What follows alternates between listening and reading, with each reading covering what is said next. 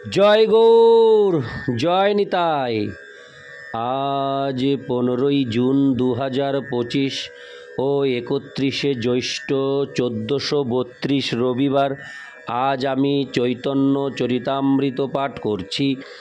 আজ আমি পাঠ করছি চৈতন্য চরিতামৃতের মধ্যলীলার প্রথম খণ্ড, তৃতীয় অধ্যায়।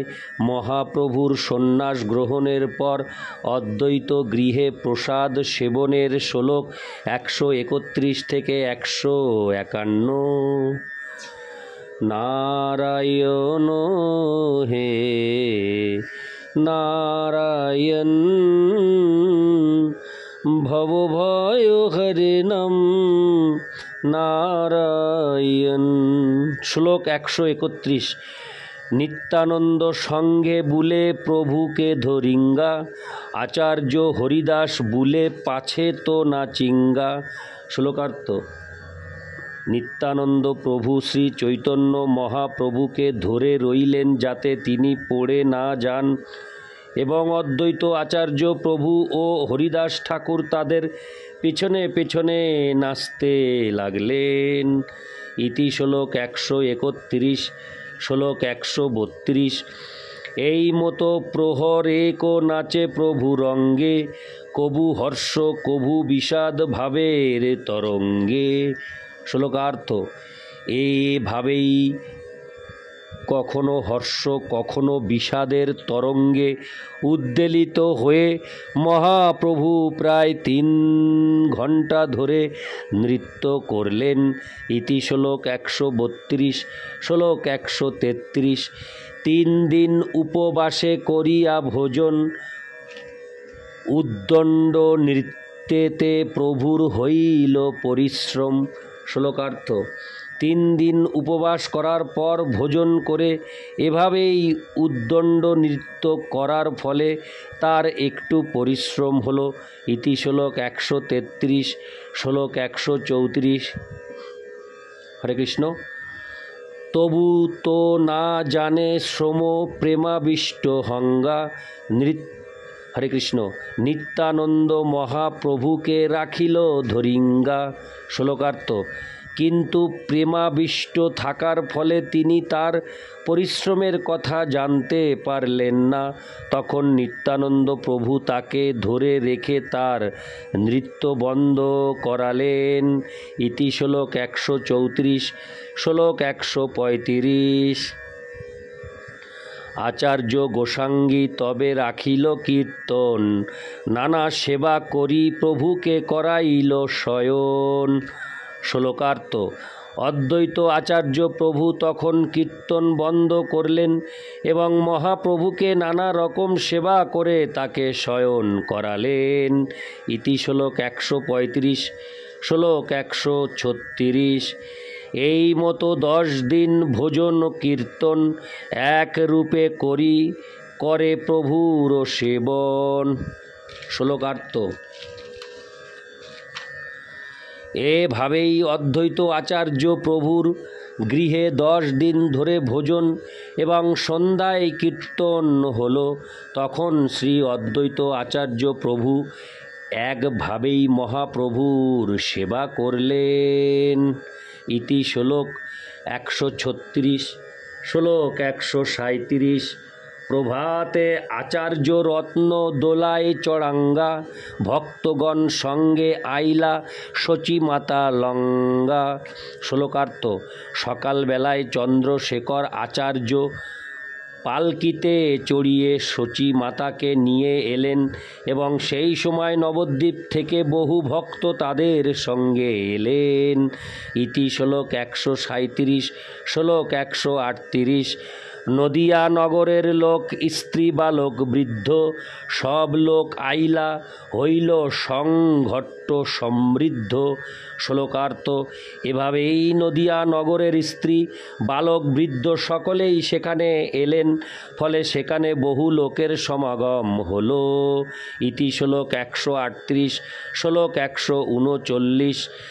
প্রাতকৃত্য করে নাম সংকীর্তন, শচীমাতা লঙ্গা আইলা অদ্বৈত ভবন। শ্লোকার্থ। সকালে প্রাতকৃত্য সমাপনান্তে শ্রী চৈতন্য মহাপ্রভু নাম সংকীর্তন করছিলেন।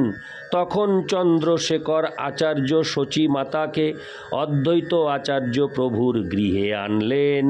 ইতি শ্লোক 139। শ্লোক 140। শচী আগে পড়িলা প্রভু দণ্ডবত হঙ্গা, কান্দিতে লাগিলা শচী কোলে উঠাইঙ্গা। শ্লোকার্থ। শচীমাতা আসা মাত্রই শ্রী চৈতন্য মহাপ্রভু তাকে দণ্ডবত প্রণতি নিবেদন করলেন। শচীমাতা তখন মহাপ্রভুকে কোলে নিয়ে কাঁদতে লাগলেন। ইতি শ্লোক 140। শ্লোক 141। দোহার দর্শনে দুহে হইলা বিহ্বল, কেশ না দেখিয়া শচী হইলা বিকল। শ্লোকার্থ। পরস্পর পরস্পরকে দর্শন করে তারা দুজনই বিহ্বল হলেন। শ্রী চৈতন্য মহাপ্রভুর মুণ্ডিত মস্তক দর্শন করে শচীমাতার হৃদয় বিদীর্ণ হল। ইতি শ্লোক 141। শ্লোক 142। অঙ্গ মুছে মুখ চুম্বে করে নিরীক্ষণ, দেখিতে না পায় অশ্রু ভরিল নয়ন। শ্লোকার্থ। তার আঁচল দিয়ে মহাপ্রভুর অঙ্গ মুছে দিয়ে মুখ চুম্বন করে তিনি তাকে দেখতে লাগলেন, কিন্তু তার চোখ দুটি অশ্রুপূর্ণ থাকার ফলে তিনি কিছুই দেখতে পেলেন না। ইতি শ্লোক 142। শ্লোক 143। কান্দিয়া কহেন শচী বাছারে নিমাঙ্গী, বিশ্বরূপ সম না করিহ নিঠুরাই। শ্লোকার্থ। কাঁদতে কাঁদতে শচীমাতা বললেন, বাছারে নিমাই, তোমার জ্যেষ্ঠ ভ্রাতা বিশ্বরূপের মতো তুমি নিষ্ঠুর হইও না। ইতি শ্লোক 143। শ্লোক 144।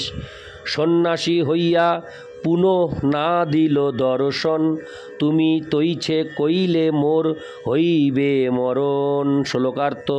শচীমাতা বলতে লাগলেন, সন্ন্যাস গ্রহণ করার পর বিশ্বরূপ আর এসে আমাকে দেখা দেয়নি। তুমি যদি সেই রকম করো তাহলে অবশ্যই আমি মরে যাব। ইতি শ্লোক 144। শ্লোক 145। কান্দিয়া বলেন প্রভু, শুনো মোর আই, তোমার শরীর এই, মোর কিছু নাই। শ্লোকার্থ। কাঁদতে কাঁদতে মহাপ্রভু উত্তর দিলেন, মা, এই শরীরটি তোমার, এতে আমার কোনো অধিকার নেই। ইতি শ্লোক 145। শ্লোক 146। তোমার পালিত দেহ জন্ম তোমা হইতে, কোটি জন্মে তোমার ঋণ না পারি শোধিতে। শ্লোকার্থ। এই দেহটি তুমি পালন করেছ এবং তোমার থেকেই এই দেহের জন্ম হয়েছে। তোমার কাছে আমার এই ঋণ কোটি জন্মেও আমি শোধ করতে পারবো না। ইতি শ্লোক 146। শ্লোক 147।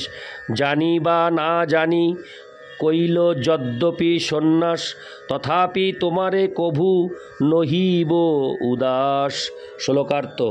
জেনে বা না জেনে আমি সন্ন্যাস গ্রহণ করেছি, কিন্তু তবুও আমি কখনো তোমার প্রতি উদাসীন হব না। ইতি শ্লোক 147। শ্লোক 148।